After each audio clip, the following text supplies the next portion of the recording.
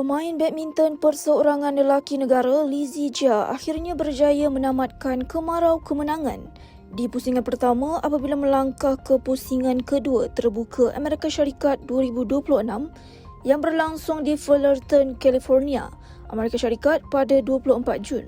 Zijia yang juga pemenang pingat gangsa Sukan Olimpik Paris 2024 menewaskan pemain Vietnam Nguyen Hai Deng dalam aksi pembukaan kejohanan tersebut.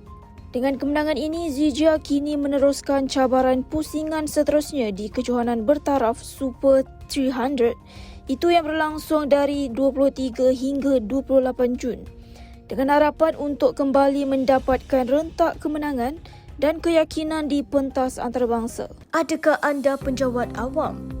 Perlukan bantuan kewangan? Tak perlu pening lagi. Angkatan Jati Diri, institusi kewangan yang diiktiraf kerajaan, sedia membantu anda. Proses mudah, kelulusan pantas. Bantuan kewangan dalam masa singkat. Nak tahu lebih lanjut? Mudah saja scan QR code di skrin sekarang. Tertakluk kepada terma dan syarat.